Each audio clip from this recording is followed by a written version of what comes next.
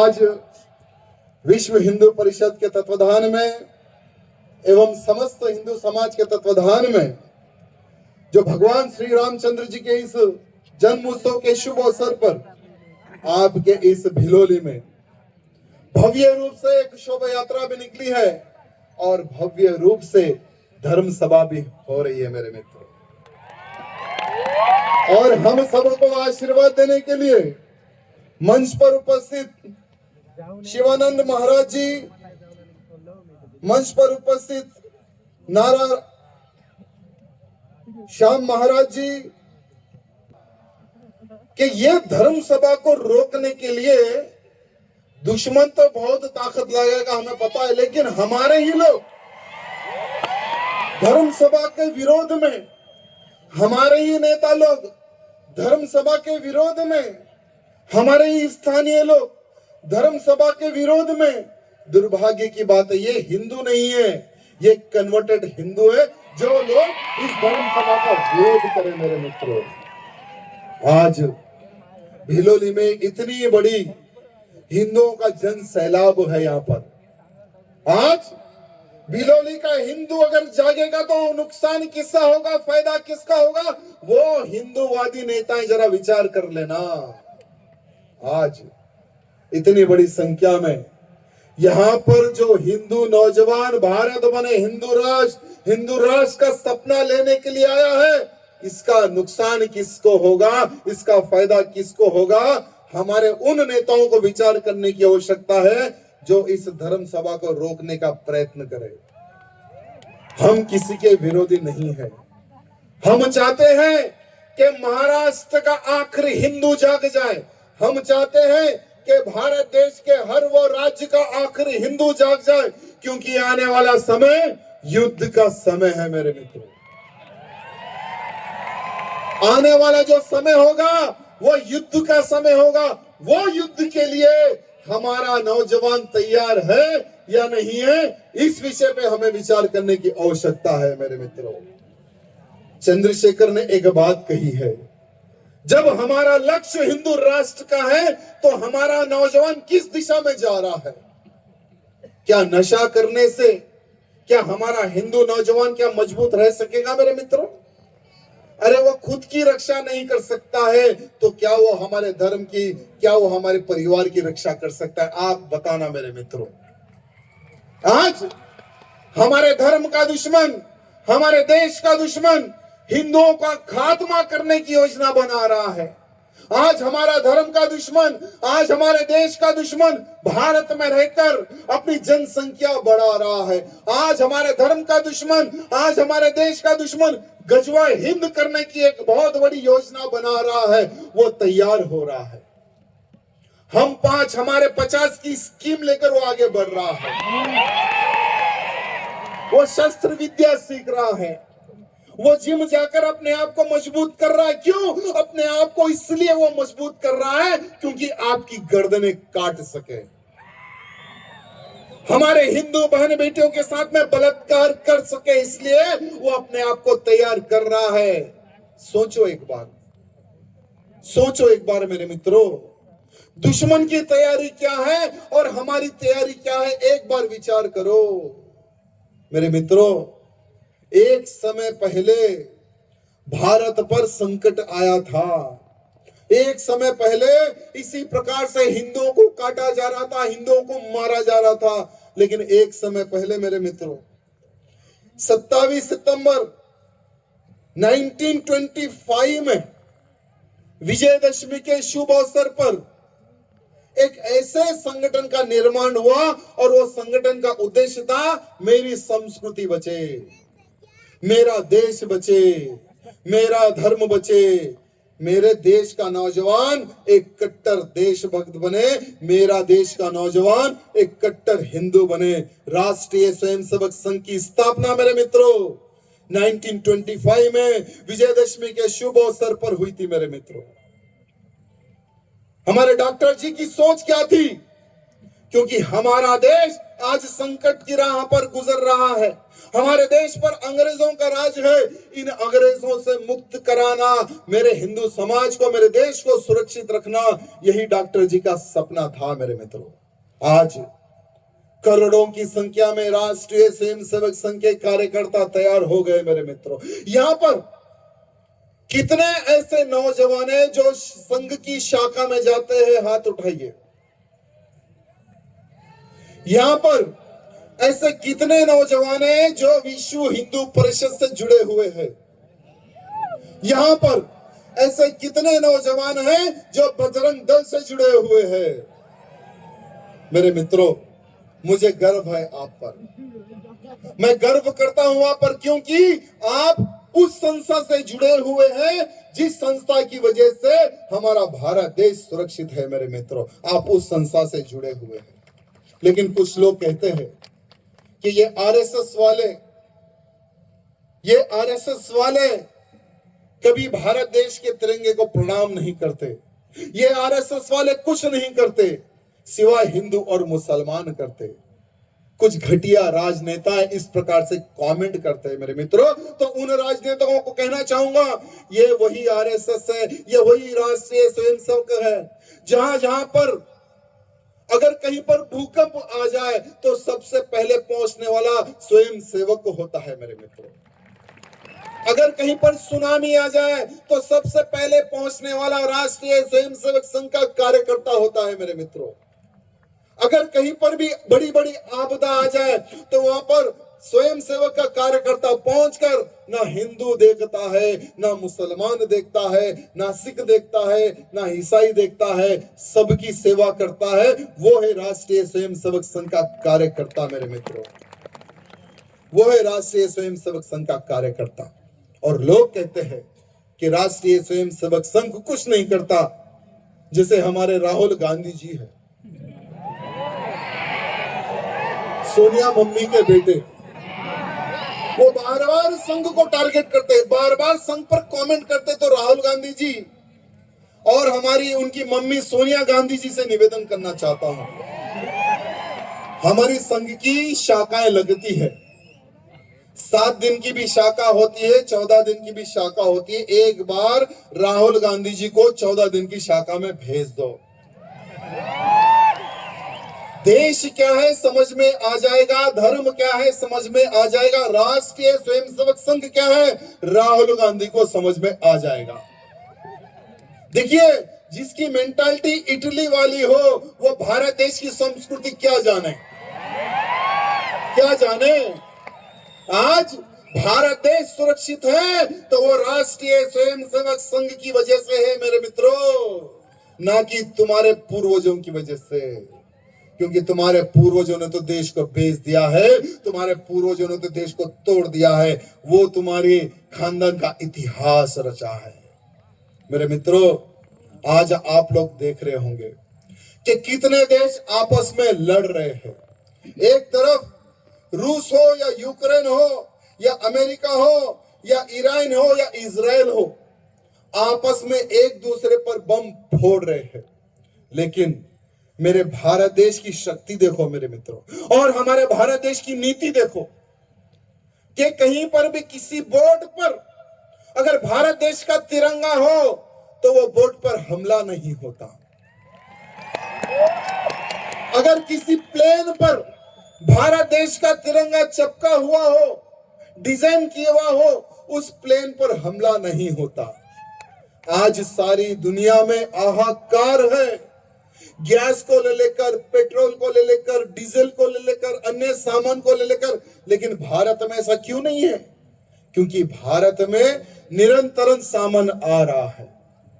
किसी की मान नहीं जनी जो भारत देश पर हमला कर सके। क्यों? क्योंकि भारत देश के हमारे जो प्रधानमंत्री मोदी जी हैं, उन्होंने अपने आप को एक ऐसी ताकत बना दिया है, अपने भारत देश को उतना शक्तिशाली बना दिया है जो कोई भी देश आंख उठाने से 100 बार सोचे, उस प्रकार से हमारे देश को लेकर आगे बढ़ रहे हैं मेरे मित्रों। एक समय था 2014 से पहले भारत देश पर आतंकी हमले होते थे। क्या होते थे? आतंकी हमले होते थे, तो वो समय की सरकार लव लेटर यानी पत्र लिखती थी पाकिस्तान को कि भाई आपके पाकिस्तान आए और यहां पर बम फोड़ा, कृपया करके उन आतंकियों को सरेंडर करवा दे। ऐसे पत्र लिखती थी वो समय की सरकार। लेकिन आज की सरकार भगवादारी सरकार है। आज की सरकार आपकी सरकार है। आज की सरकार हम सबकी सरकार है, हमारी सरकार है। यानी हमारे घर के बड़ों से लड़ना भी है गुरुजी, डिमांड भी करना है। अगर वो गलती करे तो गलती भी हम चार के सामने भी सुनाएंगे। आज अगर हमारे भारत देश पर कोई भी आतंकी हमला होता है तो घर में घुस के मारने का कल्चर हमारे भारत का है मेरे मित्रों।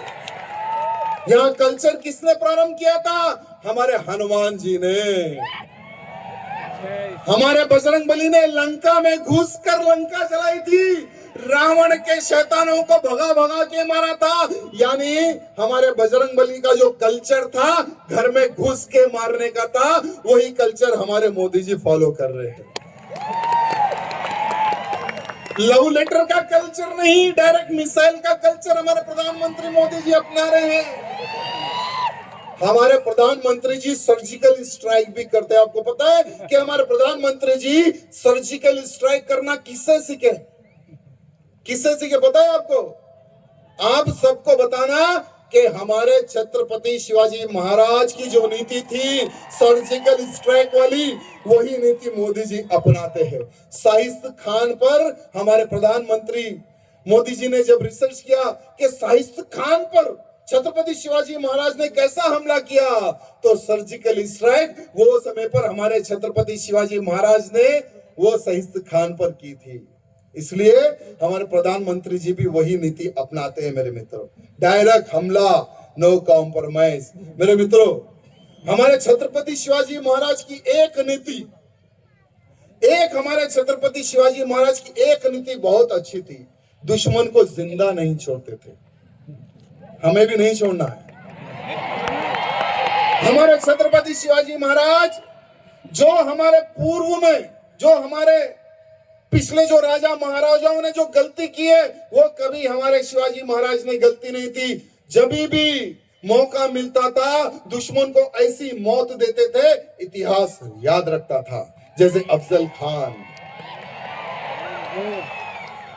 खान का हाल क्या किया था हमारे शिवाजी ने? उसका पेट फाड़कर उसकी अतड़ियां बाहर निकालने वाले हमारे छत्रपति शिवाजी महाराज मेरे मित्रों।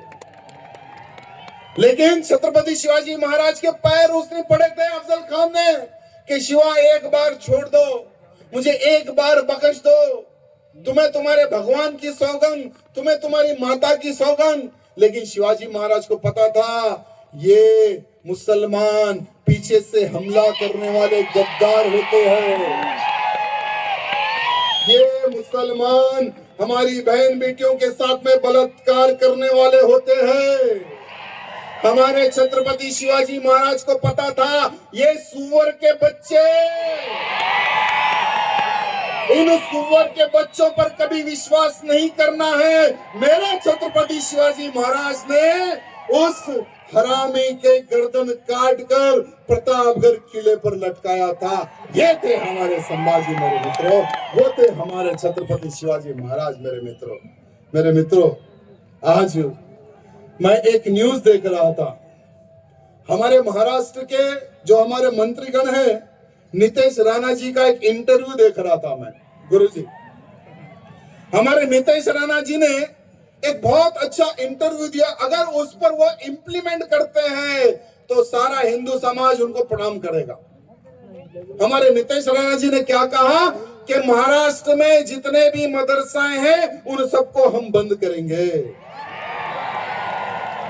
महाराष्ट्र के मदरसाओं में आतंकी ट्रेनिंग दी जाती है, महाराष्ट्र के मदरसाओं में देश विरोधी गतिविधियों को उस प्रकार से बच्चों को तैयार किया जाता है। हमारे महाराष्ट्र में कोई देशद्रोही अगर किसी स्कूल में तैयार हो, ऐसे स्कूलों को हम चलने नहीं देंगे, ऐसे मदरसाओं को हम बंद करेंगे। नीतीश भैया बोलिए कब बंद करेंगे? नितेश जी, मैं आपसे निवेदन करना चाहूंगा, बंद करने के बजाय बुलडोजर का उपयोग करो। हमारे महाराष्ट्र में अभी बुलडोजर का कल्चर आ चुका है, उत्तर प्रदेश जैसा। अगर आप बंद करेंगे, फिर कोई आकर उसको खोलने का प्रयत्न करेगा, उन पर महाराष्ट्र के जितने भी इलीगल रूप से जो मदरसाएं हैं, उन सब पर बुलडोजर चलाने की आवश्यकता है या नहीं है? जहां पर देशद्रोही तैयार हो, ऐसे मदरसा पर अटैक होना ही नहीं होना है, ध्वंस होना ही नहीं होना है। मेरे मित्रों, ये दाऊद इब्राहिम हो या अफजल कसाब हो, ये हरामी उन्हीं मदरसाओं में पढ़े लिखे आतंकी थे। मेरे मित्रों, जीता जागता प्रमाण है। खुद उन्होंने अपने इंटरव्यू में कहा था, कसाब ने, कि मेरी शिक्षा मदरसा में हुई। और मदरसा में क्या सिखाया जाता है? देश को बर्बाद करो, भारत को बर्बाद करो, भारत में हिंदुओं का नरसंहार करो, ये मदरसाओं में सिखाया जाता है। ये लोग जो बुक पढ़ते ना बेटा, इनकी एक ग्रीन बुक होती है, वही ग्रीन बुक को भारत ही नहीं पूरे विश्व के लोग वही ग्रीन बुक को फॉलो करते हैं। और वही ग्रीन बुक में लिखा हुआ है, काफिर हिंदुओं को काटो, काफिर हिंदुओं को मारो, काफिर हिंदुओं को लूटो, काफिर हिंदुओं की बहन बेटी के साथ में बलात्कार करो। पूरे विश्व का जो होता है ना व्यक्ति, वही ग्रीन बुक को फॉलो करता है। तो सोचो कितने खतरनाक है ये लोग, जो लोग मदरसा में पढ़कर एक आतंकी बनते हैं। मेरे मित्रों, हमारे नितेश जी से निवेदन करना चाहता हूं, तुरंत उस पर इंप्लीमेंट किया जाए। साथ ही साथ जैसे यहाँ पर भव्य भगवान श्री रामचंद्र जी के जन्म उत्सव पर इतनी बड़ी रैली निकली है, पत्थर पड़ा क्या किसी पे? पत्थर पड़ा क्या? लेकिन शिरडी के श्री रामपुर में जब भव्य रूप से श्री राम नामी की शोभा यात्रा निकल रही थी, वहां पर पत्थरबाजी हो गई हमारे राम भक्तों पर। कोई दरगाह चौरस्ता है, जैसे चौरस्ते पर हमारे राम भक्त जाते हैं, जय श्री राम का नारा लगाते हैं, तो पता नहीं इनके पिछवाड़े में आग लग जाती है। राम भक्तों पर ये लोग हमला करना, पत्थरों से हमला करते हैं नपुंसक लोग। लेकिन हमारे राम भक्त भी हनुमान जी थे, अच्छे से जवाब भी दिया हमारे राम भक्तों ने, हमारे श्री रामपुर के। मेरे मित्रों, ऐसे ही श्री राम नवमी के दिन पूरे भारत में बहुत ही उत्साह से जन्मोत्सव मना रहे थे। लेकिन वही बंगाल में मुर्शिदाबाद में हमारे राम भक्त गोली झेल रहे थे। मुर्शिदाबाद में हमारे राम भक्त पत्थर झेल रहे थे। ऐसे ही एक क्षेत्र है, वहां पर भी झारखंड में, वहां पर भी हमारे राम भक्तों पर बहुत ही भयानक रूप से पत्थरबाजी हुई। मेरे मित्रों, आपके महाराष्ट्र में देशद्रोहियों की संख्या बढ़ते जा रही है। गुरुजी, हमारे इस महाराष्ट्र में टीपू शैतान को छत्रपति शिवाजी महाराज के बरोबर में देखा जा रहा है, जिसने वही टीपू शैतान, सुल्तान नहीं वो शैतान है। वो टीपू शैतान ने हमारे हिंदुओं का नरसंहार किया कर्नाटक के कई क्षेत्रों में। आज भी कर्नाटक के गांव में दीपावली नहीं मनाई जाती, काली दीपावली मनाई जाती है, क्योंकि दीपावली के अवसर पर ही हमारे ब्राह्मणों का नरसंहार यही टीपू सुल्तान ने किया था। तो हमारे छत्रपति शिवाजी महाराज किधर और ये शैतान का बच्चा किधर, बताइए मेरे मित्रों। ये टीपू सुल्तान हमारी बहन बेटियों के साथ में बलात्कार करवाता था, वही हमारे छत्रपति शिवाजी महाराज जब वजीर खान की बहू को आपाजी सौंदल कर उठा के लाते हैं, जब मेरे छत्रपति शिवाजी महाराज ने क्या कहा था कि आपाजी तुमने गलती की है, चाहे हिंदू की बहन हो या मुसलमान की बहन हो, माता तो सबकी माता है, हम हिंदू हैं, सबका मान सम्मान करना ही हम हिंदुओं का कर्तव्य है। यह छत्रपति शिवाजी महाराज की सोच थी मेरे मित्रों। लेकिन इनकी सोच क्या थी? ये टीपू शैतान की सोच क्या थी? बस हिंदुओं को मारो, हिंदुओं को काटो, हिंदुओं का नरसंहार करो, ये उसकी सोच थी। तो महाराष्ट्र के हमारे मुख्यमंत्री जी से निवेदन करना चाहूंगा, जो भी हमारे छत्रपति शिवाजी महाराज की तुलना अगर किसी शैतान से करेगा, वो शैतान का बच्चा महाराष्ट्र में नहीं होना चाहिए। हमारे महाराष्ट्र की धरती पर खड़ा होकर, महाराष्ट्र की विधानसभा में बैठकर, महाराष्ट्र की विधानसभा के बाहर मीडिया को संदेश देता है कि टीपू सुल्तान और छत्रपति शिवाजी महाराज में कोई अंतर नहीं है। भाई मालेगांव में टीपू सुल्तान की तस्वीरें ऑफिसों में लग रही है।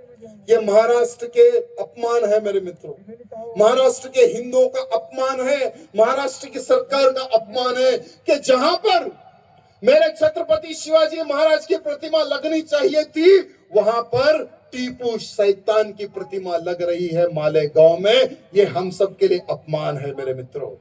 मुख्यमंत्री जी, गुरुजी ने एक बहुत अच्छी बात कही, हमें जिताना भी आता है और हमें सवाल पूछना भी आता है, चाहे वो राज्य की सरकार हो या चाहे वो केंद्र की सरकार हो। जितना आप अच्छा कार्य करोगे, हम आपके कार्यों का प्रचार करेंगे। जहां पर गलती होगी, हम आपसे सवाल भी पूछेंगे, क्योंकि हम आपके बच्चे हैं, हम सवाल भी पूछेंगे। देवेंद्र भैया, ये दूसरी बार मैं आपसे एक सवाल पूछ रहा हूं। शायद आपको याद होगा 93 में मुंबई में सीरियल ब्लास्ट हुए थे। 93 में मुंबई में सीरियल ब्लास्ट हुए थे, जिसमें 250 लोग मारे गए थे, 250 लोग, 700 लोग घायल हुए थे। और वो ब्लास्ट करने वाला हरामी कौन था? दाऊद इब्राहिम। ब्लास्ट करने वाला कौन था?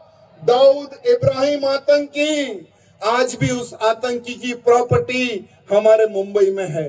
लगभग 150 करोड़ से ज्यादा उसकी प्रॉपर्टी मुंबई में है, और वो प्रॉपर्टी का किराया आज भी दाऊद इब्राहिम को जा रहा है। क्यों?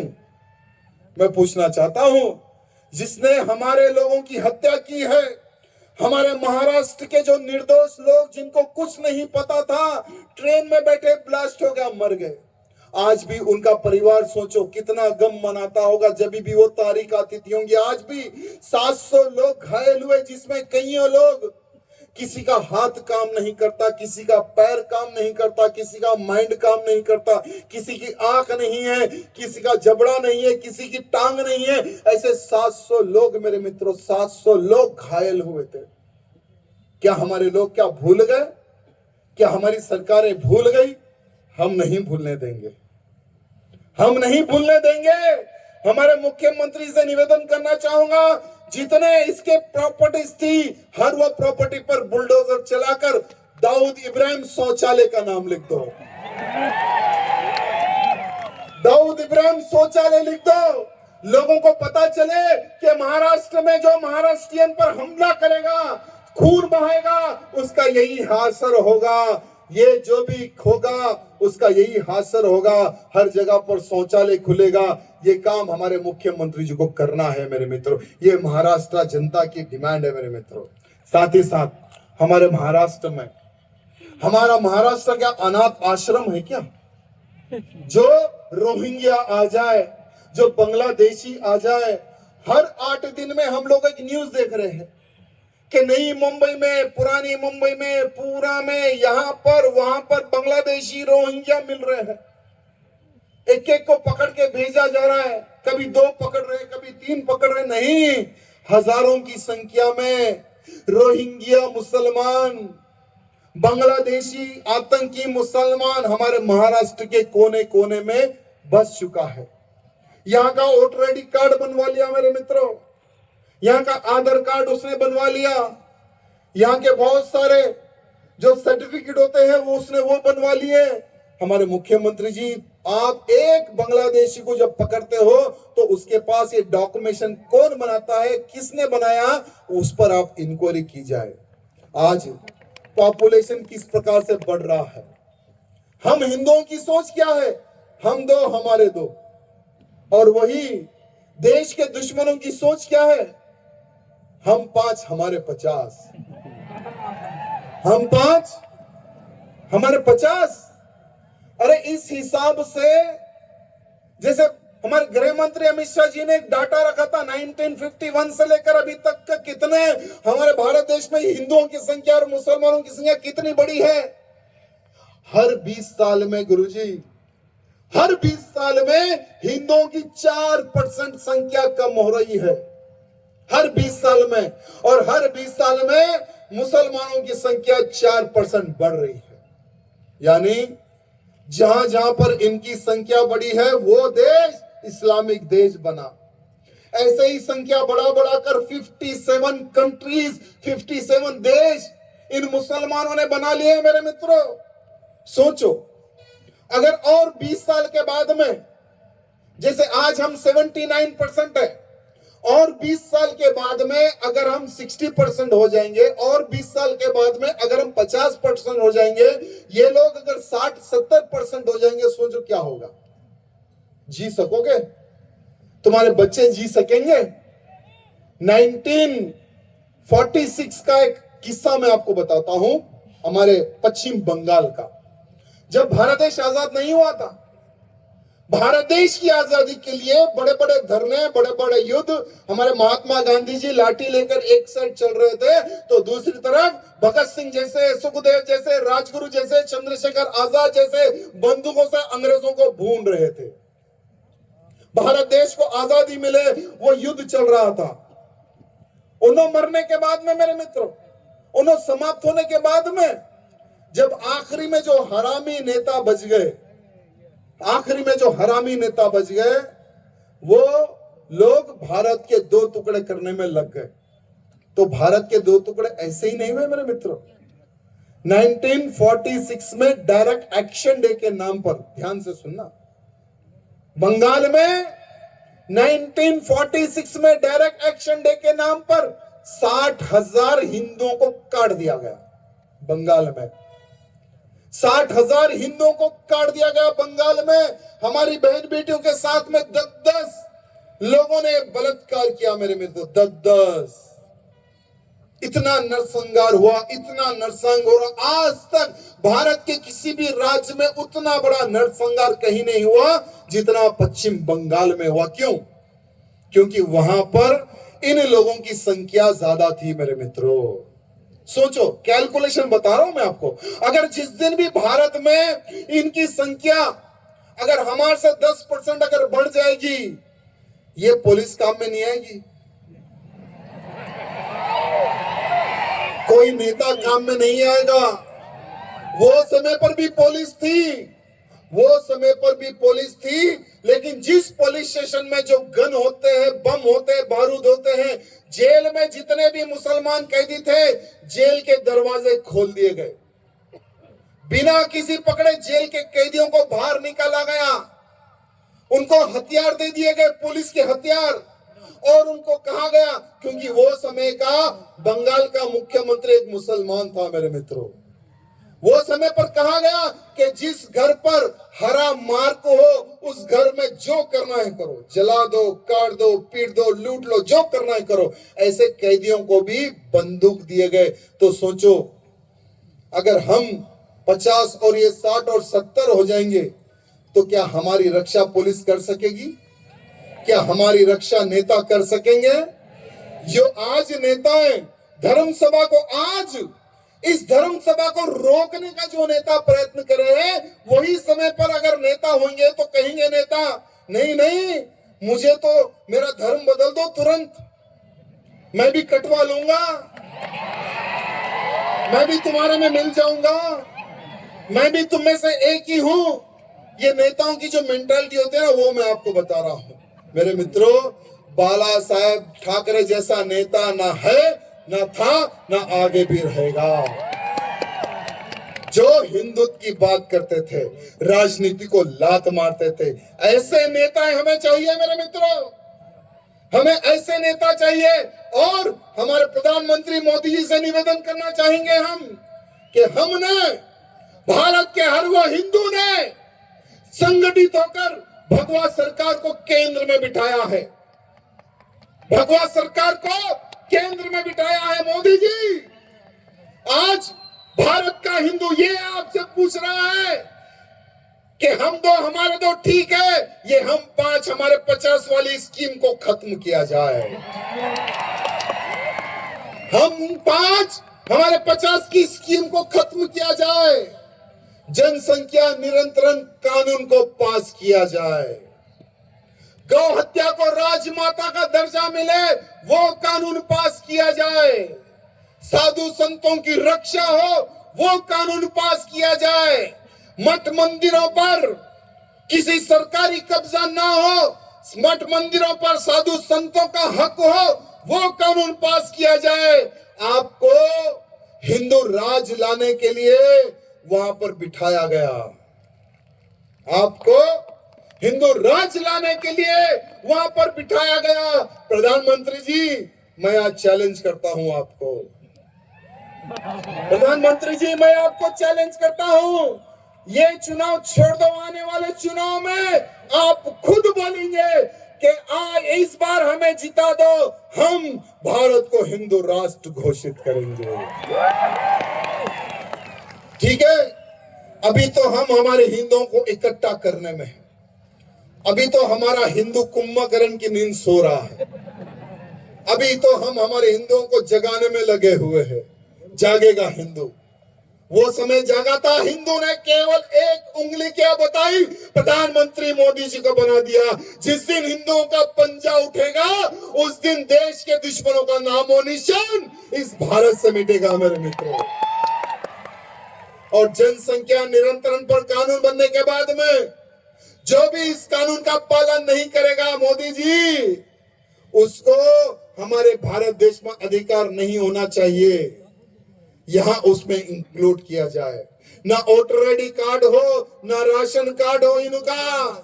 अगर ये काम आप कर देंगे मोदी जी, तो जैसे हम दो हमारे दो देश की सुरक्षा के लिए हम वो स्कीम फॉलो कर रहे हैं ना, ये लोग भी वही स्कीम फॉलो करेंगे। चीन में भी मेरे मित्रों 1950 में चीन में हम दो हमारा एक का कानून पास हुआ है। आज चीन कितना डेवलपमेंट हो गया है। चीन में कहीं पर भी मस्जिद बनाई नहीं जाती, अगर बनी तो तोड़ दिए जाते हैं। चीन में बुर्के पर प्रतिबंध है। चीन में हरी किताब पर प्रतिबंध है। चीन में नमाज पर प्रतिबंध है। चीन में किसी जिहादी को जिंदा नहीं छोड़ा जाता। चीन में हम पांच हमारे 50 वाली स्कीम नहीं चलती। चीन हमसे छोटा है, लेकिन बहुत मजबूती से वो कानून वहां पर पालन करता है मेरे मित्रों। क्यों ना हमारे देश में भी उस प्रकार के कानून पास हो जाए? क्यों ना हमारे देश में भी उस प्रकार से कानून पास हो जाए? अगर हमारे देश में उस प्रकार के कानून पास होंगे तो हिंदू यहाँ का मरेगा नहीं मेरे मित्रों। आपने देखा होगा दिल्ली में जहां पर पार्लियामेंट है, दिल्ली में भगवाधारी सरकार है, होली के शुभ अवसर पर किस प्रकार से तरुण को इसलिए मार दिया गया क्योंकि एक छोटा सा कलर का छींटा तरुण के परिवार की एक बच्ची से छूटकर बाजू एक मुस्लिम महिला पर गिर गया था। क्या दोष था? क्या दोष था उनका? होली का अवसर है, होली कोई रोड पे भी खेलता है, होली कहीं गली में भी खेलते हैं, होली घर के ऊपर भी खेलते हैं। थोड़ा सा कलर क्या गिर गया, वो मुस्लिम महिलाएं अपने बच्चों को फोन करके 20-25 मुसलमानों को बुलाकर तरुण पर हमला करवा के मरवा दिया। इनकी सोच क्या है? हिंदुओं को काटो, हिंदुओं को मारो। जैसे मैंने कहा था, याद रखना, हरी किताब में यही लिखा हुआ है, काफिरों को काटो, काफिरों को मारो। वही फॉलो ये लोग कर रहे हैं। और पता है जिसने तरुण पर हमला किया उनका बिजनेस क्या था? कलर बनाने का ही बिजनेस था। कलर बनाकर हिंदुओं को बेचते थे, वो धंधा ये लोग करते थे। अभी 3 दिन पहले मेरे मित्रों उत्तर प्रदेश के एक क्षेत्र में नितिन नामक एक लड़का मुस्लिम लड़की से कॉलेज का दोस्त था, कॉलेज में उससे प्यार हुआ, उससे शादी हो गई। नितिन ने उस मुस्लिम लड़की से शादी कर ली। लगभग 1 साल तक दोनों सेफ थे, अच्छे थे। लड़ाई हर घर में होती है, मेरे भी घर में होती है, हमारी वाइफ की भी लड़ाई होती है। तो वैसे ही नितिन की वो मुस्लिम लड़की से लड़ाई हो गई, तो वो लड़की अपने अब्बा के घर चले गई। वो लड़की अपने अब्बा के घर चले गई, मेहरुद्दीन खान उसके अब्बा का नाम।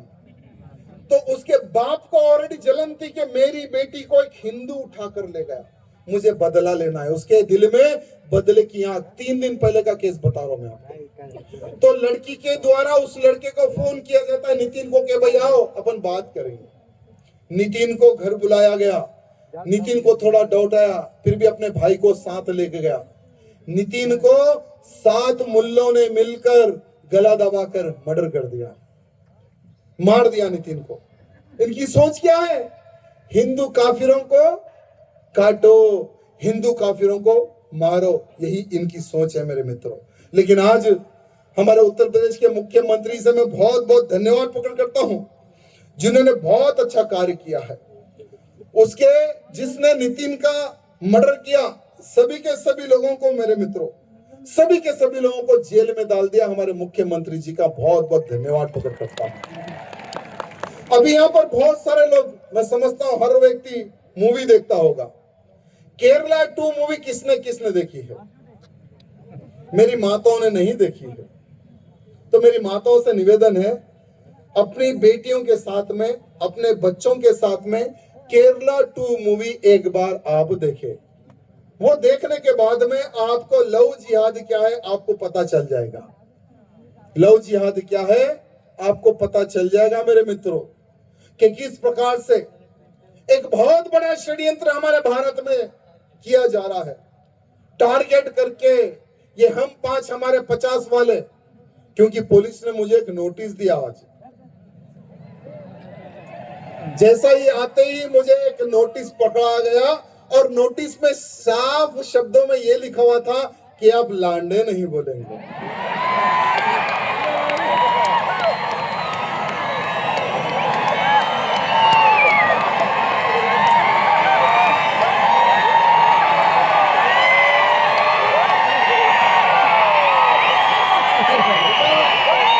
और भी कुछ लिखा हुआ था उसमें, उसमें और भी कुछ लिखा हुआ था। हमारे पुलिस भाई उसमें ये लिखते हैं कि आप मुल्ले भी नहीं बोलेंगे। और भी उसमें कुछ लिखा हुआ था। हमारे पुलिस भाई लिखते हैं कि आप औरंगजेब की नाजायज औलाद भी नहीं बोलेंगे। उसमें और एक भी लिखा हुआ था। हमारे पुलिस भाई लिखते हैं कि आप कटवे भी नहीं बोलेंगे। तो फिर मैं बोलूं क्या? मैं क्या बोलूं? जरा वो भी अगर लिख देते तो कम से कम मेरे लोगों को वो तो मैं बोल सकता था। लेकिन हमारे पुलिस भाई ने ये नहीं बोला कि आप सुअर के बच्चे नहीं बोल सकते, आप बोल सकते। तो ये जो हमारे भारत देश में जो लव जिहाद का जो षड्यंत्र कर रहे हैं सुअर के बच्चे, नेक्स्ट बार जब भिलोली में सभा होगी तो ये भी इंक्लूड कर देना कि आप सुअर के बच्चे भी नहीं बोल सकते। तो लव जिहाद के नाम पर मेरी बहन को, मेरी बेटी को ये सुअर के बच्चे फंसाकर किस प्रकार से बच्चा पैदा करने की मशीन बनाते हैं, किस प्रकार से तिलक लगाकर हमारी हिंदू बहन बेटियों को धोखा करते हैं, किस प्रकार से हमारी बहन बेटी बच्चा पैदा करने की मशीन नहीं बनती है तो उसको कैसा काट कर फ्रिज में पैक करते हैं, वो मूवी में क्लियर बताया गया मेरी बहनों, क्लियर बताया गया। वो मूवी पता है क्यों बनी है? वो मूवी इसीलिए बनी है कि आज के हिंदू को लव जिहाद क्या है ये पता होना चाहिए, इसलिए वो मूवी बनी है। एक मूवी आई है परसों धूम मचा रही है, धुरंधर 2।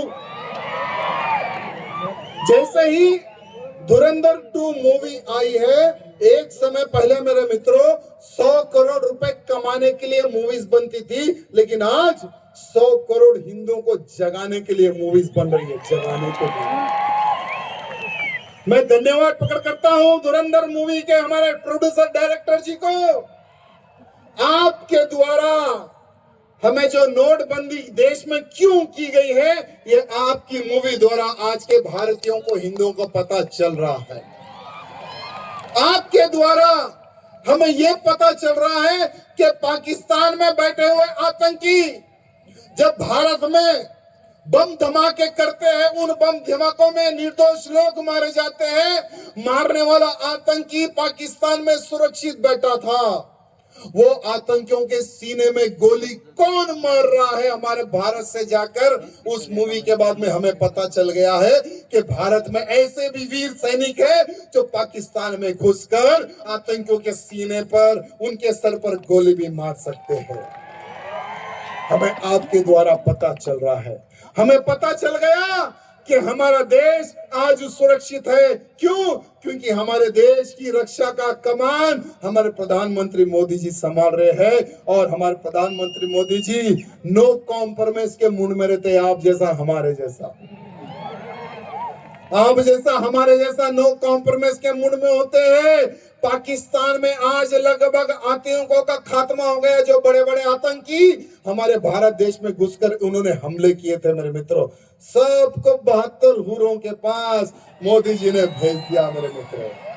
दूसरी तरफ कितने लोगों ने छावा मूवी देखी है? क्या बात है।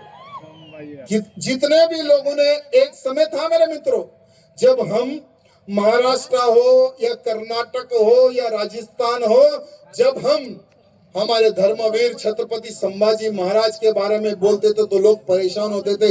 इतना जुल्म हुआ क्या? संभाजी महाराज पर इतना जुल्म हुआ क्या? ऐसे क्वेश्चन हमसे पूछते थे।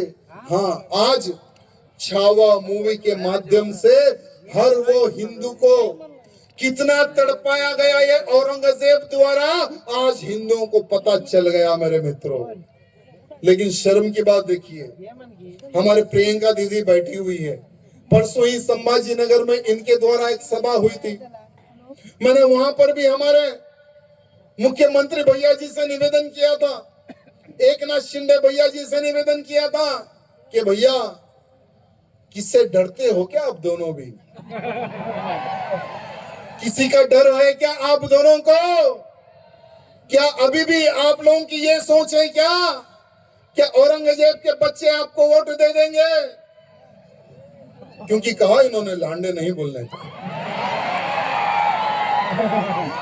मैं नहीं बोलूंगा लांडे लांडे लांडे। मुख्यमंत्री जी, ये औरंगजेब के बच्चे आपको वोट नहीं देने वाले, लिख के रख लेना। महाराष्ट्र के लास्ट जो औरंगजेब का जो बेटा होगा वो आपको मरते दम तक वोट नहीं देने वाला। इनके वोट के चक्कर में आप ना रहे। वो आप बोल सकते, मैं नहीं बोल सकता। क्योंकि हमारे गजानन भाई ने कोर्ट से परमिशन लाया ये सभा के लिए, पता है आपको? कोर्ट से परमिशन लाया, इसलिए कोर्ट का मान सम्मान भी हम सबको रखना है। और मुझे नोटिस में ये भी दिया गया कि आप 9:30 बजे यहां से चले जाना। तो मेरे पास और एक 20 मिनट है। मेरे मित्रों, आप जितने भी लोग जो सोशल मीडिया यूज करते हैं, हो सके तो छोटे छोटे वीडियोस बनाइए। बनाओगे मेरे लिए? कुछ ने एक छोटा सा वीडियो ये बनाइए। मुख्यमंत्री जी महाराष्ट्र के देवेंद्र भैया, आपसे निवेदन है, महाराष्ट्र का हिंदू चाहता है कि औरंगजेब की खबर को उखाड़कर वहां पर शौचालय बनाया जाए। वो औरंगजेब की खबर मेरे महाराष्ट्र की धरती पे नहीं होने चाहिए, जिसने मेरे संभाजी को 39 डेज तड़पा तड़पा कर मारा, खून की एक एक बूंद निकाल कर मारी, एक एक चमड़ी नोच कर मारी, बाल नोच कर मारे, आंख निकाल कर मारी, जीभ काट के मारी। ऐसे मेरे संभाजी महाराज, छत्रपति शिवाजी महाराज के बेटे संभाजी महाराज को मारने वाले हरामी औरंगजेब की कब्र मेरे महाराष्ट्र की धरती पर नहीं होने चाहिए। मेरे महाराष्ट्र की धरती पे नहीं होनी चाहिए। भाई, ये राजनेताओं को पूछना चाहता हूं, राजनीति करो, बहुत सारे सब्जेक्ट है राजनीति करने के, लेकिन जैसा ही चुनाव आता है औरंगजेब का मुर्दा उठकर आपके सामने आ जाता है। तब आप कहते हैं कि हम औरंगाबाद बदलेंगे नाम। कब बदला गया नाम? जब इलेक्शन मूवमेंट था, जब हिंदू समाज पुकारता था कि औरंगाबाद का नाम बदलो, संभाजी नगर लगाओ। जब हिंदू समाज एक हुआ, उनको पता चला कि अगर हम नाम नहीं बदलेंगे तो उस क्षेत्र का वोट नहीं मिलेगा, नाम बदला गया। आप में कितनी ताकत है ये बता रहा हूं मैं, आप में कितनी ताकत है ये बता रहा हूं। इसलिए जितने लोग एक छोटा छोटा वीडियो बनाकर यूट्यूब पर, फेसबुक पर, इंस्टाग्राम पर अपलोड कर दो। मुख्यमंत्री जी, चुनाव भले ही कुछ साल होंगे, लेकिन हमें चुनाव से पहले रिजल्ट चाहिए। बोलिए कितने लाख कार्यकर्ता चाहिए? कितने लाख संभाजी महाराज के मामले चाहिए? हम लेकर आएंगे मुख्यमंत्री जी, क्योंकि आपको हमने ही वहां पर बिठाया है।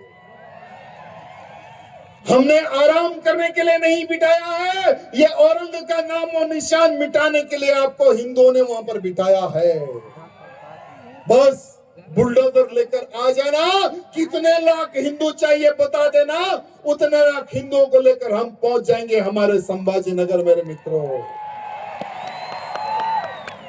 हम हमारे मुख्यमंत्री जी को धन्यवाद भी कहेंगे, क्योंकि हमारे ही इस महाराष्ट्र के बहुत सारे जिलों में हमारे हिंदू बहन बेटी, हिंदू परिवारों का, आदिवासी भाई बंधुओं का धर्मांतरण हो रहा था। धर्मांतरण रोकने के लिए उन्होंने बहुत ही अच्छा कानून बनाया। इसके लिए हमारे मुख्यमंत्री जी को धन्यवाद। गौ हत्या के ऊपर आपने कानून बनाया, गौ माता को राज्य माता का दर्जा इस राज्य में दिया, इसके लिए भी हमारे मुख्यमंत्री जी को धन्यवाद। देखिए मुख्यमंत्री जी, जब आप अच्छा कार्य करोगे तो आपको तालियां भी मिलेगी, लेकिन आप हमारे घर के बड़े हैं। बड़ों से सवाल करना छोटों का कर्तव्य बनता है, और हम छोटे हैं, हम आपसे सवाल पूछते हैं, हम आपसे निवेदन करना चाहते हैं। हमारी एक आखिरी इच्छा है, औरंगजेब का नामो निशान इस धरती से मिटे। ये हिंदुओं की इच्छा है मेरे मित्रों। मिटना चाहिए ना? पक्का मिटना चाहिए ना? तो मुख्यमंत्री जी के लिए सब लोग एक वीडियो बना देना मेरे मित्रों, सब लोग। और साथ ही साथ जैसे जाति पाति की करो विदाई, हम सब हिंदू भाई भाई कौन कहते हैं? बागेश्वर धाम के महान हमारे धीरेन्द्र कृष्ण शास्त्री जी संदेश देते हैं कि हमें जाति में नहीं बंटना है, हमें हिंदू राष्ट्र के लिए कार्य करना है। और जिस दिन हिंदू जाति पाति में बट जाएगा, उस दिन से हिंदू कट जाएगा। ये हमारे गुरुजी कहते हैं, साधु संत कहते हैं मेरे मित्रों। लेकिन एक तरफ हम जाति में बट रहे, इसलिए हमारा नुकसान हो रहा है। इसलिए जिहादी अलग अलग प्रकार से हमारे देश पर, हमारे धर्म पर हमला करने की सोच रख रहे हैं मेरे मित्रों।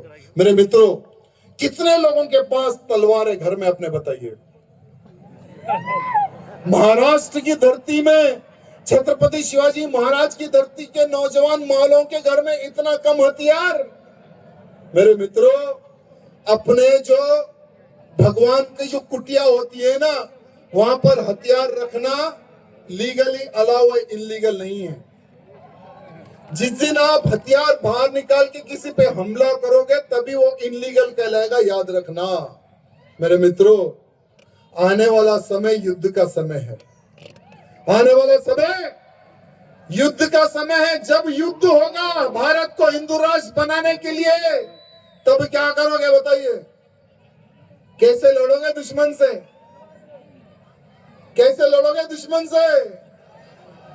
लकड़ी से लड़ोगे,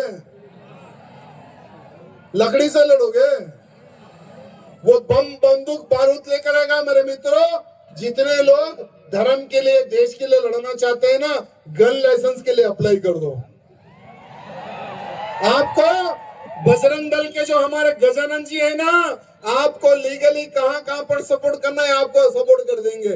हर घर में आज बंदूक होनी चाहिए, लीगली बंदूक। कम से कम अगर एक 6 देशद्रोही अगर हमारे घर पर हमला करने आए, तो उनके माथे पर गोली मार सके, ऐसे हमारे घर में हथियार होना चाहिए मेरे मित्रों। अगर हथियार नहीं होगा तो तुम तुम्हारी बहन बेटियों की रक्षा कैसे करोगे? मेरे को बताओ, बताओ मुझे, कैसे करोगे? पश्चिम बंगाल देखिए ना, पश्चिम बंगाल में कैसा काटा गया। अभी पश्चिम बंगाल का हिंदू जाग रहा है, हल्लो हल्लो। अभी पश्चिम बंगाल का हिंदू अभी जाग रहा है। अगर पश्चिम बंगाल का हिंदू आज नहीं जागेगा तो आने वाले समय में पश्चिम बंगाल का हिंदू सुरक्षित नहीं रहेगा। पश्चिम बंगाल में हमारी बहन बेटियों को उठाया जाएगा। आज पश्चिम बंगाल के हिंदुओं को जागने की आवश्यकता है। मेरे मित्रों, हमारे उत्तराखंड के मुख्यमंत्री जी का भी हमारे राणा जी से एक बहुत अच्छा बयान आया है। उत्तर प्रदेश, क्षमा चाहूंगा, उत्तराखंड देवभूमि, कितने लोग चार धाम यात्रा गए? मैं 20 तारीख जाने वाला हूं, आ जाना। हमारे उत्तराखंड देवभूमि है। किसी भारत में चारों धाम के दर्शन नहीं होते, आपको उत्तराखंड में होते हैं मेरे मित्रों। वही उत्तराखंड के हमारे मुख्यमंत्री जी 500 मदरसाओं पर प्रतिबंध लगाने वाले हैं। 2 दिन पहले स्टेटमेंट आया। हमारे उत्तराखंड के मुख्यमंत्री जी, धन्यवाद, आप देवभूमि की रक्षा के लिए बहुत अच्छा काम कर रहे हैं, लेकिन वहां पर भी जनसंख्या बढ़ रही है। उत्तराखंड में भी बहुत तेजी से जनसंख्या बढ़ रही है। मैं समझता हूं आने वाले 20 साल के बाद में चार धाम यात्रा भी सुरक्षित नहीं रहेगी मेरे मित्रों। उस प्रकार से माहौल वहां का खराब हो रहा है। मैं अभी आ रहा था वहां पर, एक मेरा दोस्त और उसके साथ एक 4-5 लोग मिले। भैया जय श्री राम जय भीम, उसका नारा क्या था? जय श्री राम जय भीम। मैंने भी कहा जय श्री राम जय भीम। तो मैंने उससे क्वेश्चन पूछा कि भैया आज हमारे एससी समाज को क्या हो गया? जय भीम के ट्रैप में क्यों आ रहे आप लोग? मैंने क्वेश्चन पूछा उससे, जय मीम के ट्रैप में आप लोग क्यों आ रहे हो? तो उसने जवाब नहीं दिया मुझे। भैया ये जय मीम मतलब बोलने से क्या होगा? तो मैंने उसको थोड़ा इतिहास बताया, आपको भी बताऊंगा। जब भारत देश आजाद हुआ तो पाकिस्तान का पहला प्रधानमंत्री कौन बना? मोहम्मद अली जिन्ना। तो मोहम्मद अली जिन्ना जब भारत से जा रहा था पाकिस्तान, तो जाते जाते उसने सोचा कि भाई मैं कुछ दलित भाइयों को भी पाकिस्तान ले चले जाऊं, तो मेरे पाकिस्तान में थोड़ी जनसंख्या भी अच्छी रहेगी। तो जोगेंद्र नाथ मंडल जी को गुरुजी पाकिस्तान में जाते जाते मोहम्मद अली जिन्ना लेकर चले गया। तो ठीक है, बहुत सारे जोगेंद्र नाथ जी के साथ में लाखों हमारे दलित भाई बंधु पाकिस्तान चले गए, लाखों की संख्या में। जैसा ही मोहम्मद अली जिन्ना कुत्ते की मौत मारा जाता है, मर जाता है वो। हाँ, समय भी हो गया। तो जैसे ही वो मर जाता है, मरने के बाद में प्रधानमंत्री बदलने के बाद में और जोगेंद्रनाथ मंडल जी को कानून मंत्री बनाया गया था वहां पर। मेरे मित्रों, मोहम्मद अली मरने के बाद में हमारे एससी समाज को बहुत काटा गया, बहुत मारा गया, बहुत सारे लोगों का धर्मांतरण किया गया। तो मैं हमारे महाराष्ट्र के हमारे एससी भाई बंधुओं से निवेदन करना चाहता हूं, आप हमारे थे, आप हमारे हैं, आप हमारे रहेंगे। आप हमारे सर का ताज है, ये बात ध्यान रखना। इसीलिए आज के हमारे जो लोग जय भीम का जो ट्रैप करने के लिए जो लोग आ रहे हैं ना, उनसे जरा सावधान रहना। साथ ही साथ अभी सब लोग खड़े होकर अपने फोन की टॉर्च लाइट खोल दो, हम भारत का हिंदू राष्ट्र बने, या एक संकल्प लेंगे।